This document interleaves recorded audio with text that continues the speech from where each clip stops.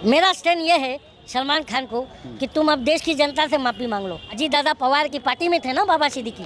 अजीत दादा पवार उप मुख्यमंत्री हैं और उनका हत्या हो जाता है और बेटा जाके फिर उसी पार्टी में जाता है, तो मैं तो इसको नालायक बेटा कहूँगा। हेलो आदाब दोस्तों, बहुत स्वागत करता हूँ आप सभी का हमारे इस नए वीडियो में। इस समय हम दिल्ली में मौजूद हैं, दिल्ली में जामा मस्जिद के पास हैं और हमारे साथ हैं कलीम शेख उर्फ छोटू दादा। छोटू दादा, दिल्ली कैसा लगा आपको? दिल्ली अच्छा लगा, बढ़िया लगा। घूमे पूरी दिल्ली? हाँ, ऑलमोस्ट। अच्छा। महाराष्ट्र की राजनीति को लेकर क्या कहेंगे? महाराष्ट्र की राजनीति या नहीं, पूरे देश की राजनीति इस समय ऐसा लगता है जो गटर से गैस का पाइप डाला गया ना, उसमें राजनीति भी डाल दी गई है। अच्छा। हाँ। जैसे गटर से गैस निकलता है, वैसे ही जो है इस देश की पॉलिटिक्स भी उस गटर में डाल दी गई है। अच्छा। तो क्या अभी जो पॉलिटिक्स चल रही है वो दूषित हो गई? हाँ, कहने का ही मेरा मतलब ही वही है कि अभी का जो मौजूदा हालात हैं राजनीतिक, ये मतलब पहले की राजनीति और अभी की राजनीति में बहुत फ़र्क है। पहले की राजनीति जो होती थी वो जो है मुद्दों के आधार पर होती थी, ठीक है, और अभी की जो राजनीति हो रही है वो हिंदू मुस्लिम और हेट्रेड के आधार पर हो रही है। मीन्स पोलराइजेशन पे हो रही है, ध्रुवीकरण पर। तो इसके लिए आप किसको जिम्मेदार मानते हैं? इसके लिए भाजपाइयों को जिम्मेदार मानता हूँ। और किसको मानेंगे? आरएसएस को मानेंगे, उनके जो हिंदूवादी संगठन है उनको मानेंगे, क्योंकि ये लोग खुद हिंदू को बदनाम कर रहे हैं, हिंदुत्व को बदनाम कर रहे हैं। मैं ये मानता हूँ, क्योंकि हिंदू धर्म पर ये लोग अगर जाओगे तो ये लोग बोलते हैं कि हम सनातनी हैं, और सनातन को जब फाइंड आउट करोगे तो सनातन कहता है कि वसुदेव कुटुंबकम, कि ये पृथ्वी एक घर है, इस पे रहने वाले जितने प्राणी हैं ये हमारे भाई बंधु हैं। तो जब ये भारत के लोगों को भाई नहीं मान रहे हैं तो ये सनातन पर कैसे हैं? क्योंकि इस देश का मुसलमान भी भाई है, इस देश का सिख भी भाई है आपस में। क्योंकि हमने पढ़ा है, जब स्कूल पढ़ते थे तो हमने पढ़ा है कि भारत माँ के 4 सिपाही, हिंदू मुस्लिम सिख ईसाई। तो जब ये भारत के लोगों को भाई नहीं मानते हैं तो ये भाईचारा और पीस का कैसे पैगाम देंगे? कहीं गलत इतिहास तो नहीं पढ़ लिया आपने? इतिहास भाजपाइयों ने गलत पढ़ा है। देखो, अभी कभी कभी कहते हैं आगरा को, मैं एक ऐतिहासिक जमीन पर खड़ा हूँ, ये धरोहर है भारत का, जामा मस्जिद। तो कल को इसको भी कुछ आके बोलेंगे कि ये मस्जिद नहीं था। अच्छा। देखो, यही तो चल रहा है अभी। देखिए, हिमाचल में मस्जिद तोड़ने की बात चल रही है। फिर कभी आपने देखा है केशव मौर्य से लेके इनके लोग बयान भी दिए हैं कि ये अयोध्या तो झांकी है, काशी मथुरा बाकी है। ये सब बयान कौन देता है ना? तो इनके दिमाग में क्या है? भाजपाइयों के जहर है।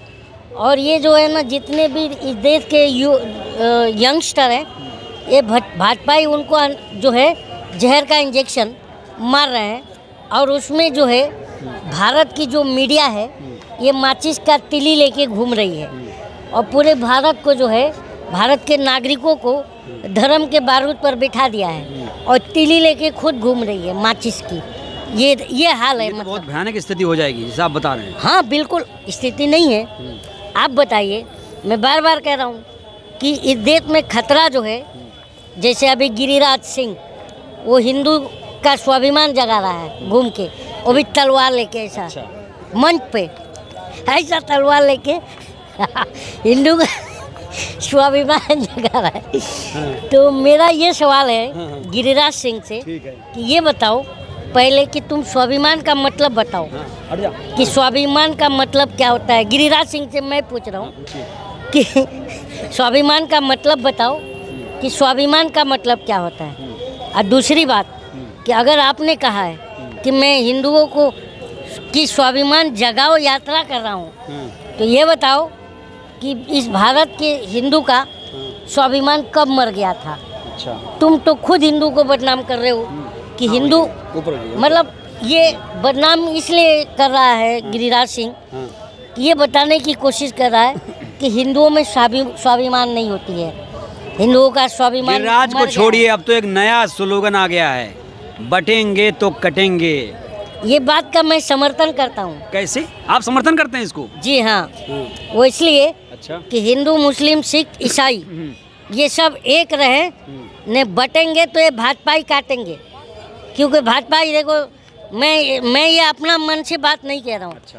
बहराइच में दंगा हुआ तो उनका विधायक जाकर के भाजपा नगर अध्यक्ष पर जो श्रीवास्तव है उसके ऊपर और 8 लोगों के ऊपर नामजद मुकदमा कराया कि ये भीड़ लेकर के मेरे बेटे और मेरे ऊपर पत्थरबाजी कर रहे थे और मेरे पे गोलियां भी चलाई।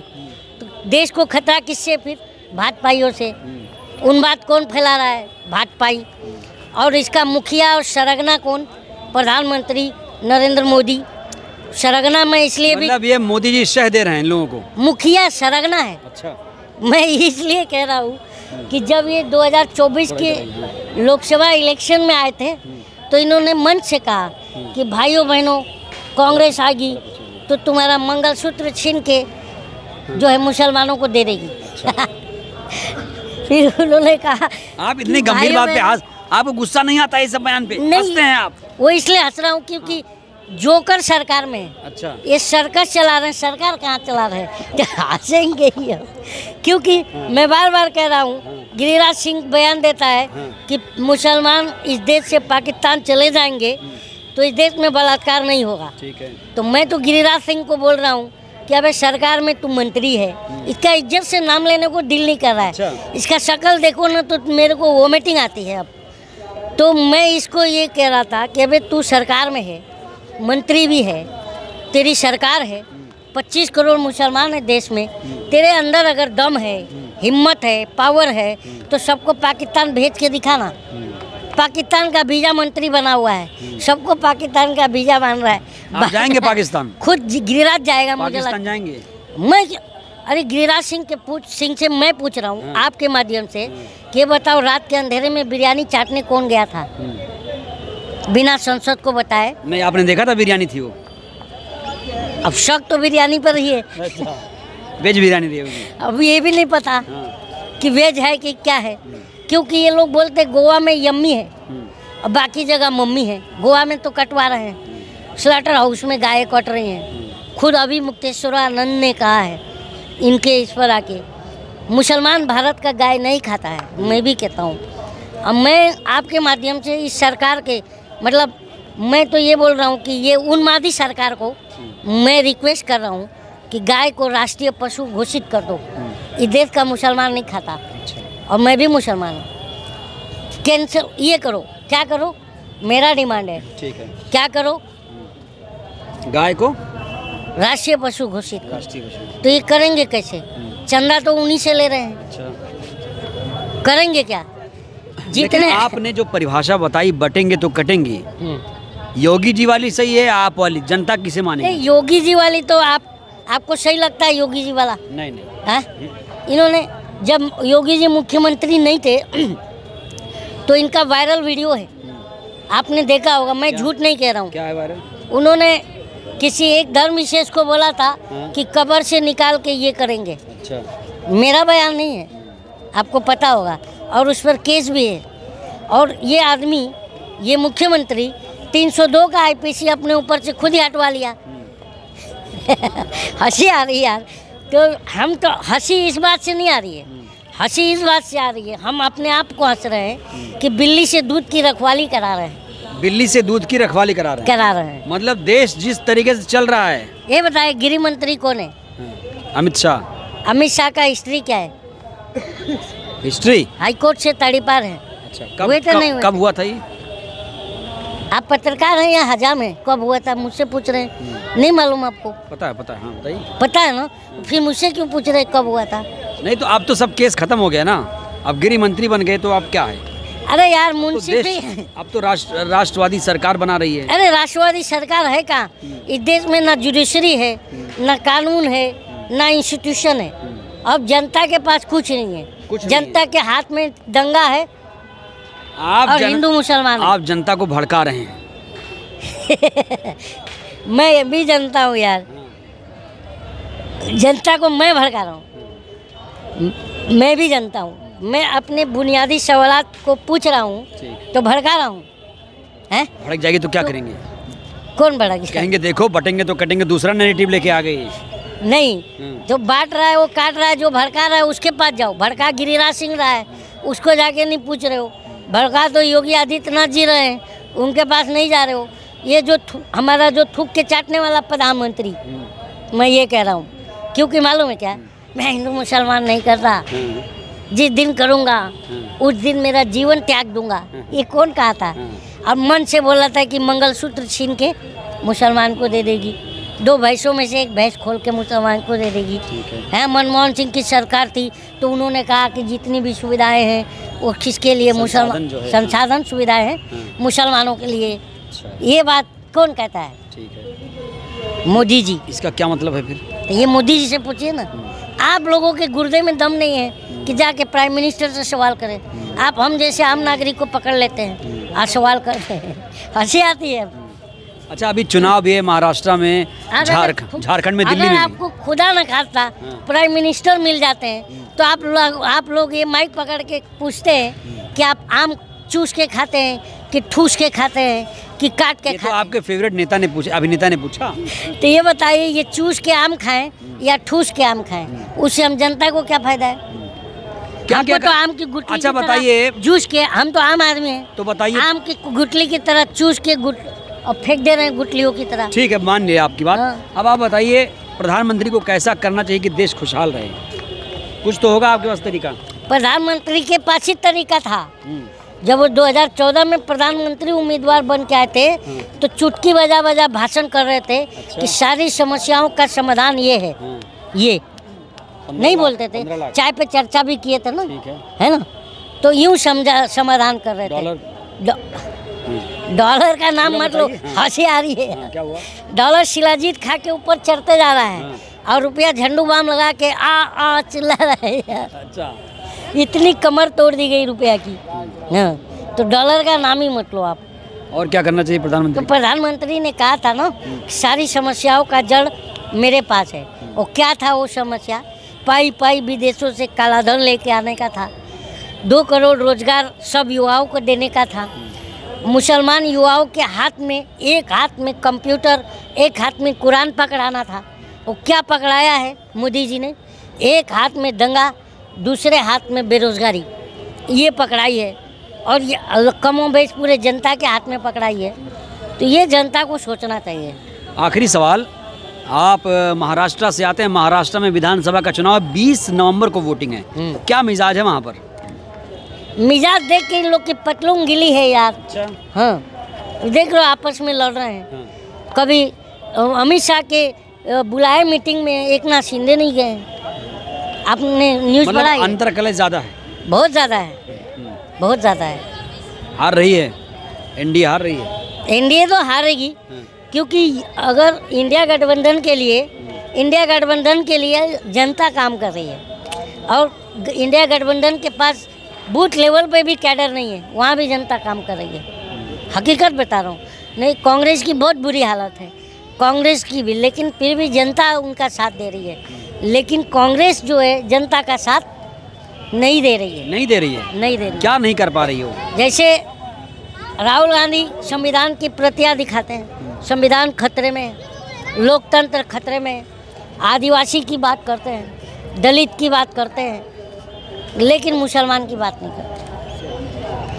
एक वर्ड कभी मन से राहुल गांधी ने मुसलमान का लिया हो तो बताइए, ये जितने भी हादसे हुए हैं, हत्याएं हो रही हैं, उस पर भी राहुल गांधी ने कहीं नाम लिया मुसलमान का? बताइए। बाबा सिद्दीकी का हत्या होता है और जिशान सिद्दीकी का टिकट काट देती है कांग्रेस। बाबा सिद्दीकी जाकर, वो सीट तो वहाँ चली गई ना, शिवसेना में। तो जब वहाँ पे तुम्हारा जीता हुआ बार का विधायक और तुम उसको दे रहे हो, तो ये हालत है कांग्रेस की। बताइए ना, कि आप तो सो जा रहे हो अपने। अरे तो राज्यसभा के चुनाव में उन्होंने कहा था कि दिक्कत कर दी थी पार्टी को, इसलिए पार्टी से निकाल दिया गया था। किसको निकाला? किसको निकाला? निशान जी को। बांद्रा में अगर कांग्रेस है तो बाबा सिद्दीकी की वजह से है। अच्छा। हमको पता है। प्रिया दत्त सांसद बन के आई थी, प्रिया दत्त जीत के नहीं आ पाती। अच्छा। लेकिन बाबा सिद्दीकी की वजह से जीत के आई थी। ये कांग्रेस भूल गई क्या? बाबा सिद्दीकी की वजह से कांग्रेस, प्रिया दत्त भी चुनाव जीती थी। चलो कांग्रेस तो बांद्रा में कांग्रेस जो मौजूद भी है तो बाबा सिद्दीकी। अभी बताओ, अगर हम आपका सर्वे ही पूछ लें तो महाराष्ट्र में कौन भारी पड़ रहा है किस पर? महाविकास आघाड़ी। महाविकास आघाड़ी। ये महायुति पर भारी पड़ रहा है। अच्छा, पक्का जीतेंगे इस बार? और यार क्यों नहीं जीतेंगे? मुझे तो ये नहीं लगता। देखिए, एक नाथ शिंदे जी ठाणे कोपरी से आते हैं, मुझे कोपरी का ही सीट बचा लेंगे तो मुझे लगता है कि बहुत बड़ी बात है, क्योंकि एक नाथ शिंदे के खिलाफ भी जो है एंटी इनकम्बेंसी है, क्योंकि एक नाथ शिंदे ने कुछ काम नहीं किया और एक नाथ शिंदे ने भी महाराष्ट्र की जनता को लड़ाने की कोशिश करी थी। आपको पता, हाजी मलंग को जानते हैं आप? हाजी मलंग दरगाह का हिस्ट्री आपको पता है? कितने साल से हो? बहुत पुराना। बहुत पुराना है, लेकिन ये बोलता है कि वो दरगाह नहीं मंदिर है। बीच में ये इन्होंने उन्माद फैलाने साथ पाए हैं उस तरह के लोगों का तो कहेंगे ना। लेकिन जिसने जो उस दरगाह की खिदमत करता है वो हिंदू परिवार, उन्होंने आकर के सामने कहा कि ये जो है ये गलत कह रहे हैं, ये उन्माद फैला रहे हैं। तो ये बताइए, यानी उल्टी गिनती वहाँ शुरू है। क्योंकि महाराष्ट्र की जनता को भी मालूम है। और अजीत दादा पवार, मुझे तो लग रहा है जिशान सिद्दीकी भी साफ हो जाएगा। अच्छा। क्योंकि ये भी देखा गया कि तुम कांग्रेस ने अगर नहीं टिकट दिया तो तुम निर्दल आते, तुम्हें जनता का प्यार मिलता, लेकिन तुम जा कर के सांप्रदायिक ताकतों के साथ तुमने हाथ मिलाया, जिनकी वजह से तुम्हारे पिताजी की हत्या हुई। सरकार में रहते हुए अजीत दादा पवार की पार्टी में थे ना बाबा सिद्दीकी। अजीत दादा पवार उप मुख्यमंत्री हैं और उनका हत्या हो जाता है और बेटा जाके फिर उसी पार्टी में जाता है, तो मैं तो इसको नालायक बेटा कहूँगा।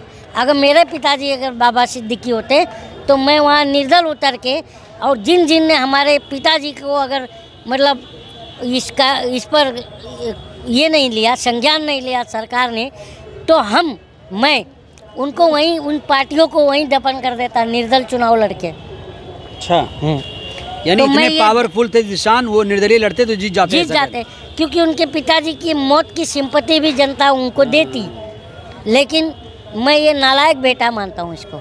नालायक बेटा है, क्योंकि अपने बाप के हत्यारों के साथ जाके मिल गया। में आ गए तो क्या सलमान उनके लिए प्रचार करेंगे? अब मुझे सलमान के बारे में नहीं पता। अच्छा, माफी मांगनी। सलमान का जो किया है, अगर लॉरेंस बिश्नोई, मैं एक बात ये भी मुझे दुख है, क्योंकि सलमान खान भी एक अपने आप में इंडस्ट्री और भारत की इकोनॉमी को मजबूत करता है, और भारत के जो भी गरीब लोग हैं, कैंसर हो, दिल में छेद हो, बच्चे लोग की भी मदद करता है। लेकिन एक बात से मैं सलमान खान के एग्री नहीं करता कि बताओ, तुम जिसके साथ पतंग उड़ा रहे थे वो तुम्हारी ज़िंदगी का पतंग उड़ा रहे हैं, तो तुम्हारा किया तुम्हारे साथ लौट के आया। मतलब वही लोग कर रहे हैं सब, और कौन कर रहा है ये बताइए? कि लॉरेंस बिश्नोई हैं, इस भारत का क्या महात्मा है? उसका कंपैरिजन किससे? भगत सिंह से दिखा रहे हैं ये अंधभक्त। अबे अंधभक्तो, साला इतिहास पढ़ो बे। भगत सिंह क्रिमिनल थे क्या? बताओ, ये अंधभक्त कि भगत सिंह बता रहे हैं, ये बताइए आप, भगत सिंह क्रिमिनल थे? अच्छा, आखिरी सवाल नहीं करके नहीं, भगत सिंह कहाँ क्रिमिनल थे? इसको पूरा तो होने दीजिए। तो अंग्रेज कह रहे थे वो आतंकवादी थे। हाँ, तो ये अंग्रेजों के चाटुकार तो हैं। ये बताओ अभी हंसी आ रही है मेरे को। लॉरेंस बिश्नोई, मतलब भगत सिंह ने एक्सटॉर्शन मांगते थे क्या भक्तों? ये तो एक्सटॉर्शन मांगता है। भगत सिंह से तुलना होती है। भगत सिंह ने अपने देश के लिए जान दे दी। और ये बताओ, ये देशवासियों का जान ले रहा है, तो ये भगत सिंह है क्या? इसके आदर्शों पर हम जनता चलेंगे क्या? भारत का नागरिक चलेगा? अंधभक्त चलेंगे ना। अंधभक्त ये पापा के अंधभक्त। कभी इजराइल के साथ चलते हैं ये, तो कभी ये आतंकवादी, कभी ये आतंकवादी। इसको आतंकवादी बोलो ना, लॉरेंस को। अच्छा। कभी इसके साथ चलते हैं, कभी मोदी जी। वीडियो ज़्यादा बड़ा ना हो इसलिए लास्ट सवाल, माफ़ी की बात आ रही कि माफ़ी मांगनी चाहिए सलमान को या नहीं? देखिए, माफ़ी मांगना नहीं मांगना मेरे उसका लुकआउट है। अभी आपसे मैं बोलूँ कि आप मुझसे माफ़ी मंगवाओगे, आप मुझसे माफ़ी मंगवाओगे और ये बोलेंगे भाई तू मांग ले, तो मैं बोलूँगा ना भाई तू कौन होता है? मैं मांगूँ या ना मांगूँ। तो ये लुकआउट सलमान खान का है, मांगे या ना मांगे। आपका स्टैंड क्या है? मेरा स्टैंड ये है सलमान खान को कि तुम अब देश की जनता से माफ़ी मांग लो। अच्छा। क्योंकि तुम पतंग उड़ा रहे थे ना जिसके साथ, वो तुम्हारी ज़िंदगी का पतंग उड़ा रहा है, और फिर भी हम तुम्हारे साथ खड़े हैं, तो माफ़ी तुम हमसे मांगो। मैं ये कह रहा हूँ। चलिए, धन्यवाद, शुक्रिया। तो ये हैं कलीम शेख। आपने बहुत सारे डिफ़िकल्ट सवाल पूछे और सारे प्रश्नों का जवाब कलीम साहब ने दिया है। सारे मुद्दों पर, महाराष्ट्र विधानसभा के चुनाव पर, लॉरेंस बिश्नोई, सलमान खान और ज़ीशान सिद्दीकी का टिकट, सारे मुद्दों पर विस्तार से बात की। ये बातचीत आपको कैसी लगी, अपनी प्रतिक्रिया दीजिए। बहुत बहुत धन्यवाद, शुक्रिया।